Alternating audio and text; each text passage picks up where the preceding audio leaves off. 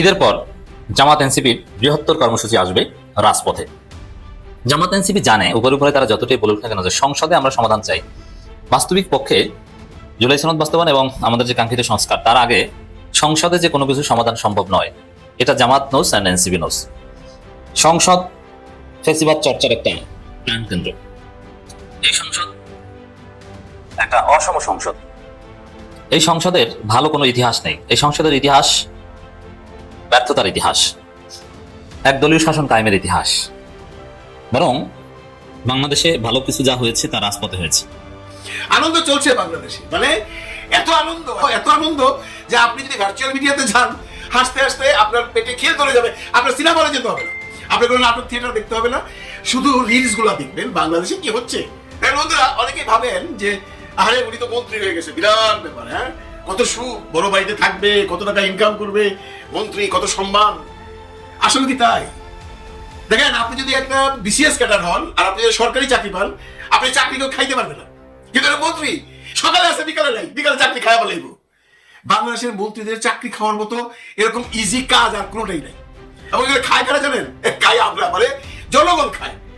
মন্ত্রীরা যখন মন্ত্রিত্ব পায় তারা বিশ্বাস করে কেউ রাত্রেবেলা ঠিক মতো ঘুমায় না, সারা রাত টেনশনে থাকে যে সকালবেলা উঠে শুনলাম নাকি যে প্রধানমন্ত্রী বলতেছে ভাই আপনি মন্ত্রিত্ব ছেড়ে দেন, আপনি অন্য কাজ করেন। অন্তর্বর্তী সরকারের সবচেয়ে বড় অর্জন জুলাই সনদ, যার ভিত্তিতে গণভোটে বিপুল সংখ্যাগরিষ্ঠতায় তা বাস্তবায়নের সিদ্ধান্ত দিয়েছে দেশের মানুষ। জুলাই সনদের বাস্তবায়ন হলে ফেসিবাদ ফিরে আসার পথগুলো চিরতরে বন্ধ হয়ে যাবে। আশা করব এটা নির্ধারিত সময়ের সীমার মধ্যেই বাস্তবায়ন হবে। অন্তর্বর্তী সরকারের ছোট বড় ভালো মন্দ অনেক কথা ভুলে গেলেও জুলাই সনদের কথা জাতি কখনো ভুলবে না। এই সনদ রচনা এবং জনপথে পাশ করার জন্য এই সকল রাজনৈতিক দল, সামাজিক সংগঠন, অধিকার রক্ষা প্রতিষ্ঠান যারা অক্লান্ত পরিশ্রম করেছে তাদের সবাইকে আজ অভিনন্দন জানাচ্ছি। সবাই বাঁশের লাঠি তৈরি করে রাখেন। একটা স্বৈরাচার চলে গেছে, আর একটা দল তারা স্বৈরাচার হতে যাচ্ছে, তাদেরকে শক্ত হাতে জবাব দেবেন। এদেশের জনগণ বেকুব না, মনে রাখবেন হাসিনা বিতাড়িত হয়েছে, কাজে আপনি বিতাড়িত হওয়ার মানে বেশি সময় লাগবে না। এই দেশের মানুষ যখন মাঠে আসবে তখন কিন্তু আপনি ক্ষমতার চেয়ার কেন বাংলাদেশে কোথাও আপনি পালানোর জায়গা পাবেন না। হাসিনা তো ইন্ডিয়াতে পালানোর জায়গা পাচ্ছে, আপনারা কোথায় পালাবেন? না ইন্ডিয়া পালাবেন? ইন্ডিয়ার সাথে যদি আপনাদের সমঝোতা থাকে ইন্ডিয়া চলে যান।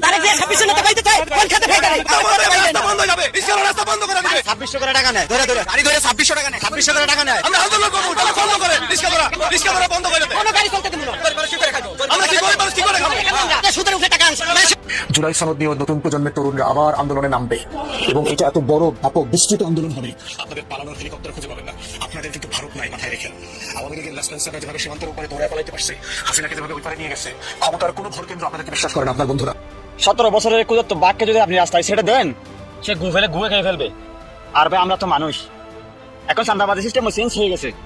আগে আওয়ামী লীগের চাঁদাবাজি করতে হচ্ছে ওপেনে, আর এখন বিএনপি চাঁদাবাজি করা হচ্ছে বিভিন্ন কার্ডের মাধ্যমে। সড়ক পরিবহন মন্ত্রী সংবাদ সম্মেলনে বললেন বাড়তি ভাড়া নেওয়ার কোনো অভিযোগ পায় নাই। এমন কথাবার্তা যদি বলে তাহলে কোথায় যাবে? তারা লজ্জিত নাই, জাতি লজ্জিত। এই উল্টা পাল্টা কথা বলে সরকারের ভাবমূর্তি নষ্ট করতেছে যারা, তাদেরকে বহিষ্কার করাই উচিত বলে আমি মনে করি। 500 টাকা ভোট বিক্রি করে এখন 1500 টাকা গাড়ি করাতে ঈদের মধ্যে বাড়ি যাইতেছ, ঠিক আছে না? একবারে 3 গুণ। সংবিধানের দোহাই দিয়ে হাসিনা রেখে যাওয়া চুপুকে আপনারা রেখে দিলেন। সেই সংবিধানেই তো স্পিকার শিরিন শারমিন থাকার কথা ছিল, সে তো পদত্যাগ করছে বলে আমরা শুনিনি। সে দুলাভাই ওয়াকারুজ্জামানের জিম্মায় ছিলেন, উনি কোথায়? তো আজকে সংবিধান শুধু আপনারা যেটুকু পছন্দ শুধু সেটুকু মানবেন, বাকিটুকু মানবেন না। ইউনূস সরকারের আমলে জনদুর্ভোগহীন, অতিরিক্ত ভাড়াবিহীন আমাদের ঈদ উপহার দিয়েছিলেন, কিন্তু এইবার জনাব প্রধানমন্ত্রী তারেক রহমান 29 বছরের রেকর্ড ভাঙা ঈদ উপহার আমাদের দিলেন। সবাই বলেন সুবহানাল্লাহ। আপনি যে জুলাইয়ের জন্য মাঝে আসতে পারছেন, যে জুলাইয়ের জন্য রাজনীতি করার সুযোগ পাচ্ছেন, যে জুলাইয়ের জন্য আপনি হেপের যেতে পারছেন,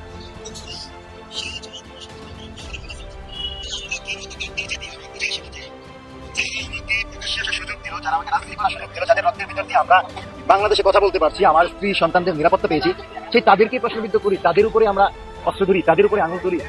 শিলং সালাউদ্দিনের সাথে যে আওয়ামী লীগের একটা কন্ট্রাক্ট হয়েছে নির্বাচনের আগে, তার বাস্তবতা হলো নির্বাচনের পরে এই পর্যন্ত 20 জনের মতো আওয়ামী লীগ নেতা ভারত থেকে দেশে ফিরেছেন, আরো 50 জন ঈদের পরে ফিরবে বলে জানা গিয়েছে। তাহলে নিশ্চয়ই সমঝোতাটা কিভাবে হয়েছে আর ভোট কোথা থেকে কোথায় গিয়েছে, গণনায় কেন কি হলো, সবকিছু কিন্তু এখন পানির মতো পরিষ্কার হচ্ছে। আওয়ামী লীগ এবং বিএনপি মিলেই এই 213 আসন পেয়েছে, একা বিএনপি 213 আসন পায় নাই। কারণ এর প্রমাণ হলো না ভোট। যেই কেন্দ্রে বিএনপি যা ভোট পেয়েছে তার সমপরিমাণ না ভোট পড়েছে। এতে থেকে বোঝা যায় যে না ভোট যারা দিয়েছে এবং যারা বিএনপি কে ভোট দিয়েছে, না হয় 2 কোটি না ভোট কোথা থেকে আসলো, কে দিয়েছে 2 কোটি না ভোট? আমরা মনে করি বিএনপি না এর পক্ষে, এবং বিএনপি আগামী দিনে এই 2 বছরেরও বেশি এই সরকার চালাতে পারবে। অন্যভাবে হয়েছে, সংসদের বাইরে হয়েছে। সাংবিধানিক ভাবে ভালো কিছু বাংলাদেশে হতে পারেনি এবং কখনো হবেও না এই সংবিধান পাল্টানোর আগ পর্যন্ত। কারণ 72 সংবিধানটা ভারত বাংলাদেশের উপর চাপিয়ে দিয়েছে মূলত ক্ষমতাসীনরা যাতে ফেসিস্ট হয়ে উঠতে পারে।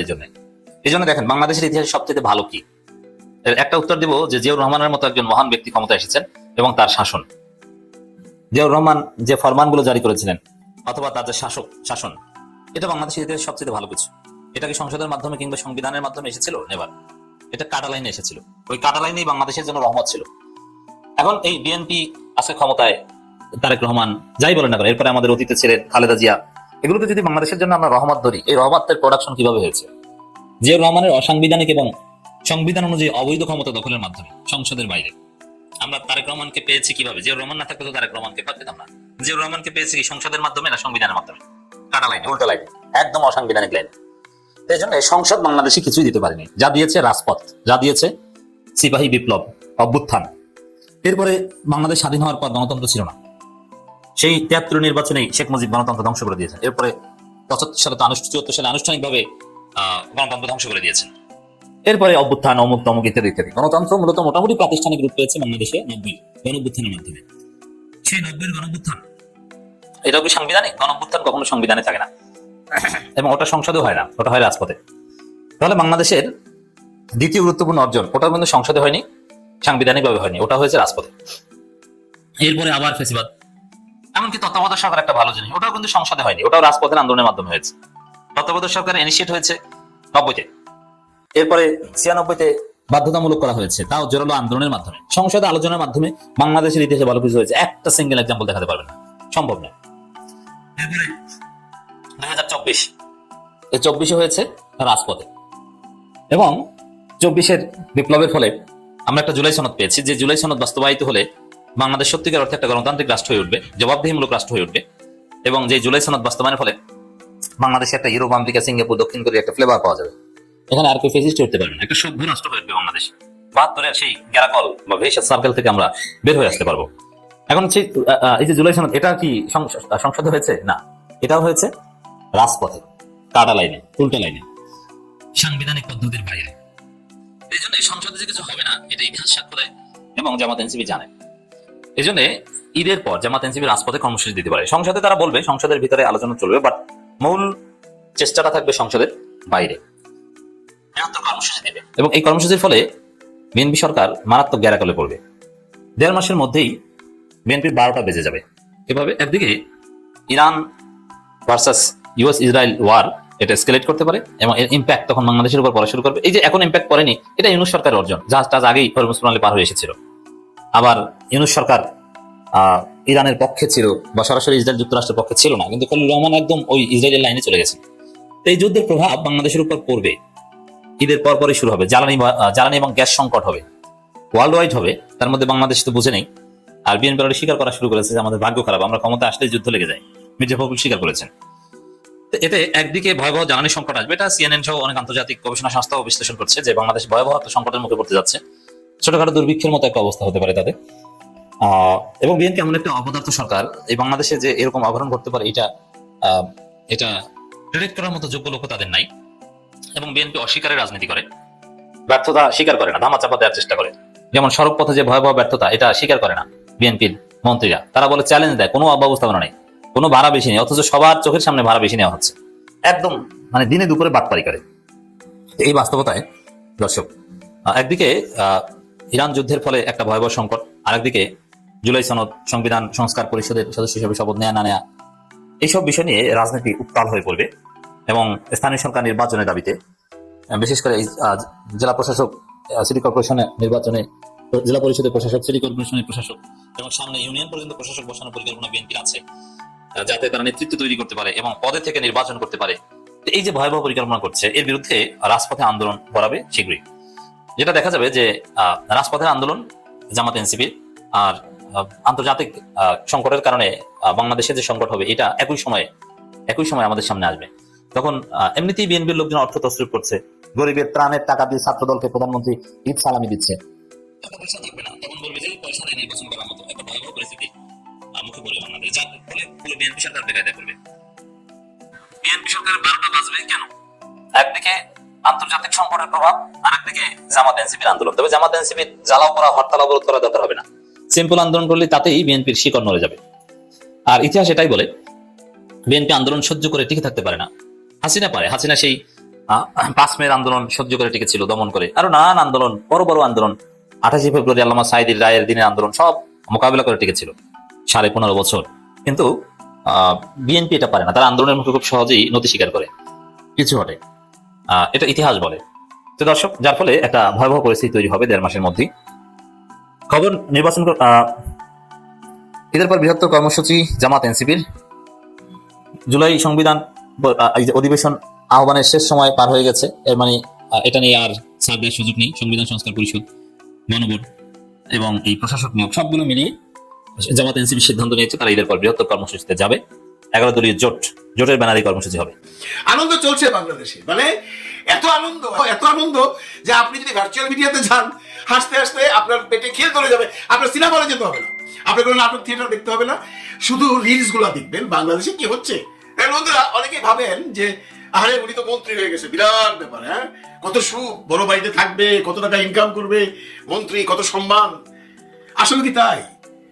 দেখেন, আপনি যদি একটা বিসিএস ক্যাডার হন আর আপনি যদি সরকারি চাকরি পান, আপনি চাকরি কেউ খাইতে পারবেন না। কিন্তু মন্ত্রী সকালে আসে, বিকালে নাই, বিকালে চাকরি খাওয়া বলাইব। বাংলাদেশের মন্ত্রীদের চাকরি খাওয়ার মতো এরকম ইজি কাজ আর কোনোটাই নাই। এবং খায় কারা জানেন? খাই আমরা, মানে জনগণ খায়। মন্ত্রীরা যখন মন্ত্রিত্ব পায়, তারা বিশ্বাস করে কেউ রাত্রেবেলা ঠিক মতো ঘুমায় না, সারা টেনশনে থাকে যে সকালবেলা উঠে শুনবো নাকি যে প্রধানমন্ত্রী বলতেছে ভাই আপনি মন্ত্রিত্ব ছেড়ে দেন, আপনি অন্য কাজ করেন। প্রত্যেকটা সময় টেনশন, প্রত্যেকটা সময় টেনশন। এই টেনশন করে এই টাকা কামায় কি লাভ ভাই? এর চেয়ে আপনারা সরকারি চাকরি করেন, এর চেয়ে আপনারা ব্যবসা করেন, 2 পয়সা কম কামান, ভালো থাকবেন। যাকে তারপরে মানুষ হইতে চায়, তারপরে মন্ত্রী হইতে চায়, জনগণের ভালোবাসা চায়। কয়জন সাকসেসফুল হতে পারে, কয়জন সাকসেসফুল হতে পারে না। আর এই মন্ত্রিত্বটা হয় কচু পাতার পানির মতো, মানে পানির যেমন নড়লে পানি পড়ে যায়, একই অবস্থা। যেমনটি ধরেন যখন বন্যা হয় দেশে, বন্যা বা কোনো প্রাকৃতিক দুর্যোগ হয়, তখন সেই যে প্রাকৃতিক দুর্যোগ মন্ত্রী মহোদয় থাকেন বা বন্যার যে দায়িত্বপ্রাপ্ত মন্ত্রী থাকেন, উনার রাত্রিবেলায় ঘুম নেই। উনি যাই করুক, উনি যত ভালো কাজই করুক, তার নয় বদনাম হবে। অমুকখানে ত্রাণ ঠিক মতো দেওয়া হয় নাই, অমুকখানে ত্রাণ চুরি হয়েছে, অমুকখানে মন্ত্রী মহোদয় গেল না গেল। ওই সময়টা তার মাথায় অন্য কিছু থাকে না, মানে তার খালি টেনশন থাকে আমি কি ঠিক মতো কাজটা করতেছি নাকি আমার চাকরি টাকা সকালে চলে যাবো। আবার যখন এই যে রোজা আসে, তখন জিনিসপত্রের দাম নিয়ে বাণিজ্য মন্ত্রী মহোদয়ের অবস্থা খারাপ, উনি পাগল হয়ে যায়। কিভাবে মানে জিনিসপত্রের দাম কন্ট্রোলে রাখবে চেষ্টা করে, পারে না, বা পারলেও হয় না, মানুষ তাদেরকে করতে দেয় না। এই যে মিডিয়া আছে না, যে বিভিন্ন রকম সংবাদ মাধ্যম আছে, তারপরে মনে করেন আজকাল তো ভার্চুয়াল মিডিয়া আছে, এরা এমন এমন নিউজ ছাড়ে, মন্ত্রী মহোদয় মনে করে এই মধ্যে চাকরিটা চলে গেল। আবার একে সকালবেলা প্রধানমন্ত্রী বলবে ভাই আপনি পারেন না, আপনি ইস্তফা দেন। এরকম প্রত্যেকটা মন্ত্রিত্বই তার যখন সময় আসে, তখন তার মনে হয় জীবনটা এই জায়গায় আটকে গেছে গা, যে এইটার থেকে আল্লাহ আল্লাহ পার করে দাও, এবার পার হয়ে গেলে এবার ইচ্ছা গেলাম কিছুদিন থাকতে পারো মন্ত্রিত্ব। এখন কি অবস্থা? ঈদ এখন যোগাযোগ মন্ত্রী, মানে যিনি সারা দেশের সাথে যোগাযোগ রাখতেছেন, যিনি সমস্ত রাস্তাঘাট, সড়ক পরিবহন, রেল পরিবহন, নৌ পরিবহন কন্ট্রোল করতেছেন, তার এখন মাথা খারাপ। আছেন আমাদের রবিউল ইসলাম সাহেব, ভদ্রলোক মন্ত্রিত্ব পাওয়ার পরে অনেকে অনেক ধরনের কথা বলছেন, অনেকে কেন দিল, 3টা মন্ত্রিত্ব দিল, উনি অযোগ্য। এই যে দেখা গেল কিন্তু কতদিন থেকেই আসলে কোনো অযোগ্য। আমার তো বলেন আসলে উনি অযোগ্য নন, অযোগ্য যদি ওনাকে তারেক রহমান সাহেব দিত না। আপনি কি মনে করেন যিনি তাকে অযোগ্য বলেন, আপনার সে কম বুঝে তারেক রহমান সাহেব কে যোগ্য কে যোগ্য না? হ্যাঁ, উনি একটা কথা বলে ফেলেছিল যে ওই চাঁদাবাজি থেকে সমঝোতা বলছিল, এটা নিয়ে অনেক ট্রল হয়েছে, উনি ম্যানেজ করতে চাইছে। যাক গিয়া ওইটা হয়তো তারেক রহমান সাহেবের কালেও যায় নাই, তার মন্ত্রিত্বও যায়নি। কিন্তু এইবার আপনারা যেভাবে লাগছেন এই পুরো মিডিয়া, বিশেষ করে এই যে ভার্চুয়াল মিডিয়া, আপনারা বেচারা চাকরিটা খেয়েই ছাড়বেন। এত ট্রল, এত রিলস, এত টিকটক, এত মিমস বানাচ্ছেন যে তারেক রহমানের কাছে যদি এই অর্ধেকটাও যায়, তাহলে দেখবেন মাশাআল্লাহ ঈদের পরে গেছে ওনার চাকরিটা। এই চাকরিটার জন্য আপনারা দেয়, মানে আমরা দেয় যারা এই ভার্চুয়াল মিডিয়াতে আলাপ করি। কারণ উনি কিন্তু বারবারই বলছে আপনারা নর্মাল টেলিভিশন মিডিয়ার সাথে কথা বলে দেখেন আমাদের কোনো অন্যায় আছে কিনা, থাকবে না তো, মিডিয়া তো আপনার দখলে, কিন্তু এইগুলো তো আপনাদের দখলে না। এটা বলতেছে অনেকেই। আমি কিন্তু বলতেছি না, আমি বলতেছি না যে উনি খুব খারাপ মানুষ, উনি যে কত ভালো মানুষ, ওনার যে কত প্রশংসা মানুষ কতভাবে করতেছে, এবং উনি যে কাজটা এবার করছেন সেটা তো বিশ্ব রেকর্ড, বাংলাদেশে তো বটেই, পুরো পৃথিবীতে রেকর্ড, যে 250 টাকার ভাড়া 50 টাকা কম নিচ্ছে ড্রাইভাররা। এটা রেকর্ড না? আপনারা বলেন। 100% এটা একটা রেকর্ড। এইরকম রেকর্ড পৃথিবীর কোথাও নেই যে ন্যায্য ভাড়ার থেকে 50 টাকা বা 20 টাকা কম নেয়। এবং শুধু তাই না, যাত্রীদেরকে ওই সমস্ত ড্রাইভার বা পরিবহনের মালিকরা খুশি করবার জন্য আরো অনেক কিছু করছে। ছোট্ট একটা বিনোদন ভিডিও দেখেন। এই বাসটায় ড্রাইভারে ভাড়াটা তো রাহি নেই, উল্টাই যে ব্যাগ পুরো শপিং করতে চিন্তা করেন। এদিকে আবার বাইরে যখন নামাজ হচ্ছে তখন আবার কন্ট্রাক্টরে 2 গালে আর কপালে 3টা সুম্মা হতেছে, এখন আবার রাত বাজে একটা, এখন সেই না করে পাঠাতে দেবে না। এদিকে আবার হচ্ছে ড্রাইভার নাকি একটা ভাইরাস সুন্দরী, এগুলো লাগে নাকি আমার বিয়ে দেবে আবার। মানে বুঝতেছেন এত প্রেম, এটা শুধুমাত্র আমাদের সড়ক মন্ত্রী আছে না হেরাবদন, সে তো সড়ক মন্ত্রী না, সে তো প্রেমের মন্ত্রী। এই যে দেখেন মানুষ কত প্রশংসা করতেছে, অথচ আপনারা কিছু মানুষজন বলতেছেন সড়ক মন্ত্রী মিথ্যা কথা বলছে, সড়ক মন্ত্রী যে বলতেছে ভাড়া নেয় কম নিছে, এটা মিথ্যা না, এটা সত্য। পাবলিক বলতেছে ভাড়া কম নিছে, এবং ড্রাইভার আর অ্যাসিস্ট্যান্টের মিলে 2 গালে মিলে সুম্মাও দিছে। আবার ড্রাইভার তার বাইরে হয়ে সাথে বিয়ে হতে পারছে। মানে কত ভালো কাজ সে করতেছে, অথচ আপনারা আইসা তার সম্পর্কে বিভিন্ন রকম কুচ্ছারণ হইতেছেন। এক বলে তো বলে ফেলো মন্ত্রীর জন্য উনি পয়সা আসছিল 3 ঘন্টা 4 ঘন্টা। এবার এই ভিডিওটা দেখেন, উনি কি মিথ্যা কথা বলতেছে? না, উনি আসলে মন্ত্রী হিসেবে চাকরিটা পেতেছে। ভিডিও করব মন্ত্রী আসবে, ভিডিও করব এই লেগে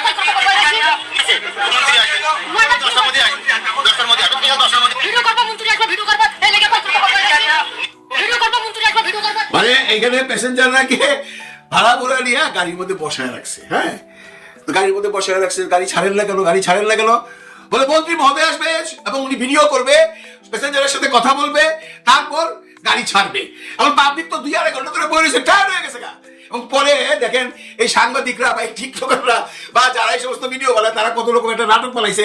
ওই গাড়িতে নাকি সমস্ত প্যাসেঞ্জার মন্ত্রী ছিল, তাদের কাছে জিজ্ঞাসা করছে ভাড়া কম নিছে না বেশি নিছে, সবাই নাকি বলছে ভাড়া 50 টাকা এগুলো কম নিছে। এই সত্যি তো? এই যে প্যাসেঞ্জাররা বললো ভাড়া 50 টাকা এগুলো কম নিছে, তারা কি মিথ্যা কথা হইতেছে? হ্যাঁ, মন্ত্রী বোধহয় আসছে, উনি তো ইন্সপেকশনে আসবেনি। সারা জীবনে আমরা দেখছি উবাইদুল কাদের সাহেবেরও দেখলাম, উনি যাইয়া জিজ্ঞেস করতে পারছেন ভাই ভাড়া পুরো ঠিক আছে কিনা, উনিও জিজ্ঞেস করতেছে। কিন্তু তারপরেও উনি এই যে বাসে ঘুরতেছেন, বাসে যে খবর নিতেছেন, তারপরেও আপনারা তারা বলতেছেন সে অযোগ্য। বিভিন্ন পত্র পত্রিকায় লিখতেছে, যদিও মেইন স্ট্রিমের কেউ বলে না, কিন্তু বলতেছে এই যে কিছু লোকজন যারা এই বিভিন্ন ধরনের কন্টেন্ট বানান, তারা কেন ওনার চাকরিটা খাইতে চান ভাই? উনি তো শুধু একটা মন্ত্রী তো না, উনি তো রেল মন্ত্রী আছে, রেলেও উনি ভালো ভালো কাজ করতেছে, রেলেও কোনো ভালো বেশি নাই। রেলের একটা টিকটক দেখেন।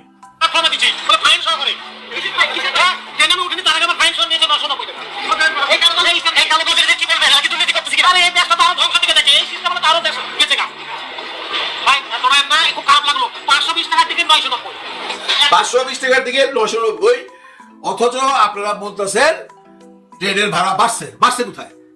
520-এরটা 990, আমরা তো এর আগে 520-এরটা 1500 টাকাও কিনছি, সেই হিসেবে কম না। তারপরেও আপনারা চাচ্ছেন এই মন্ত্রী মহোদয়ের পদত্যাগ করানোর জন্য। সাধারণ পাবলিকও দেখে বলে, টিকটকে এসে রিলসে এসে বলে যে এই মন্ত্রী মহোদয় অযোগ্য, তাকে বরখাস্ত করা হোক। দেখেন কেমন করে বলে, এই পাবলিকদের কোনো মায়া দয়া নাই। এই ভদ্রলোক মন্ত্রিত্বকে তো ইজিভাবে পাইছে, উনি এমপি ইলেকশন করে পাশ করে আসছে, মানুষ তাকে ভোট দিছে, তারেক রহমান সাহেব তাকে ট্রাস্ট করছে, তারপরে উনি মন্ত্রী হয়েছেন।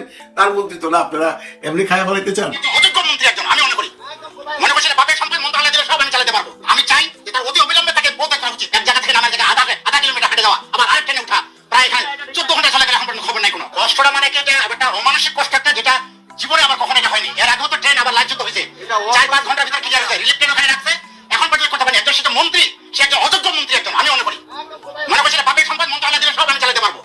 এটা বাপের সম্পদ মনে করতে।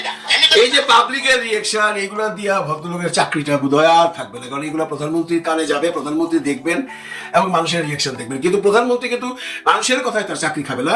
কিন্তু আরেকটা বড় কারণ হয়ে গেছে, এই যে ফার্স্ট চালক সমিতি আছে যে, হেতারাও বলছে যে এইবারের মতো এরকম অনাচার অনাসৃষ্টি ভাড়া বৃদ্ধি গত 20 বছরও হয় নাই। মন্ত্রী মহোদয়কে বলবো, আপনার লোক যখন বলে তখন তো পাবলিকের দোষ দিয়ে লাভ নেই। এই যে পরিবহন সমিতি টমিতি আছে, কিন্তু আপনার কন্ট্রোলে, ওরা তো আপনার কোন গান গাবে? সাধারণ পাবলিক নাই বা গাইলো? সাধারণ পাবলিক আপনাকে দেখতে পারে, সবাই জেলাস বস, সবাই জেলাস, কেউ তো মন্ত্রী হতে পারেন, আপনি হয়ে গেছেন, এতগুলো মন্ত্রিত্ব পেয়ে গেছেন। কিন্তু আপনার লোক যখন বলবে, তখন এটা যখন রাষ্ট্র হবে, তখন কিন্তু মানুষ বিশ্বাস করবে যে এরাই ঠিক বলছে, আপনি ঠিক বলছেন না। আপনার লোক কি বলে দেখেন।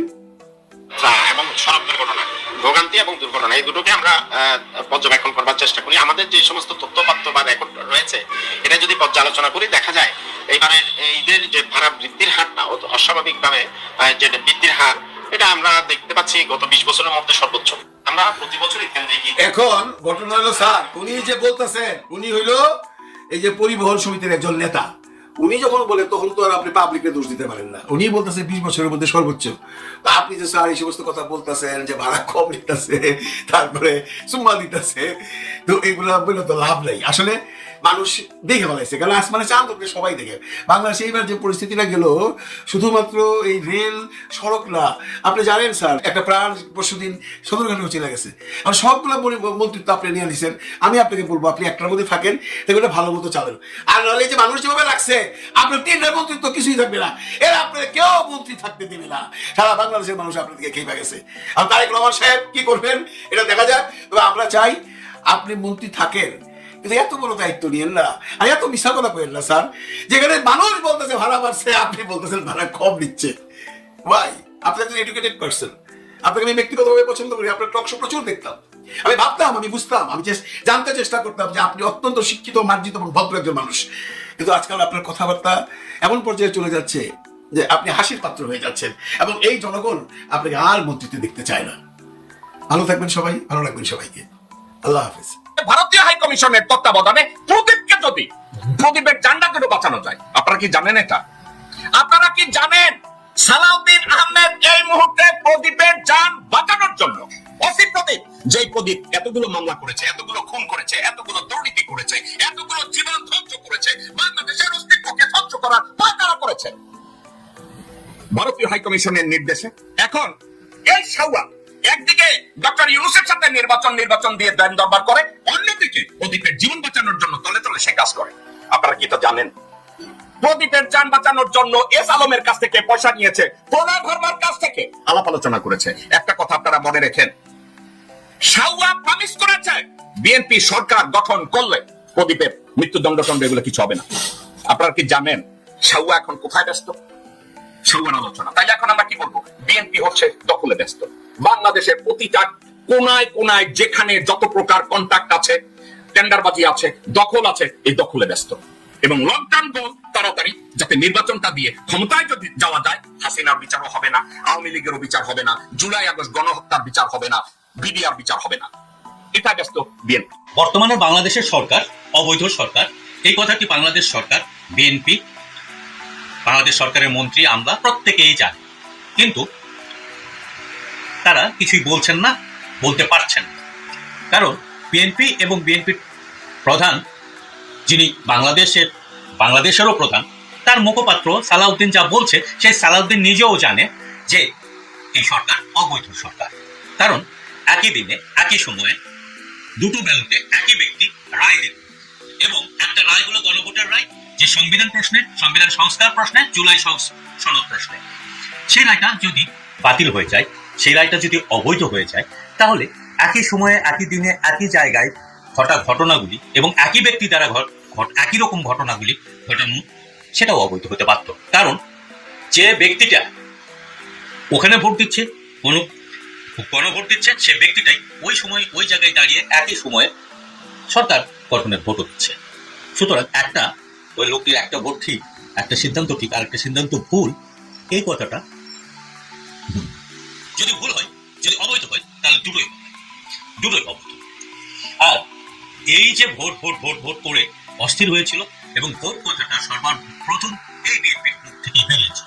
তারা ভেবেছিল ফাঁকা ভোটে তারা করবে, তারা ফাঁকা ভোটে ভোট দিয়েছে। তার মানে এই না যে 5 বছরের জন্য তালুকটা তাদেরকে লিখে দেওয়া হয়েছে।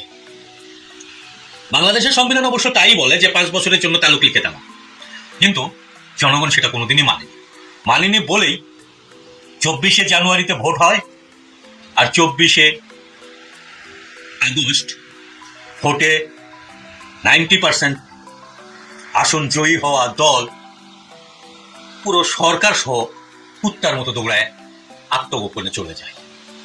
সুতরাং জনগণের রায় অস্বীকার করে সরকার বৈধ আর গণভোট অবৈধ, এই কথা যে বলবে, সে সরকারই অবৈধ সরকার, সে সরকারই দখলদার সরকার।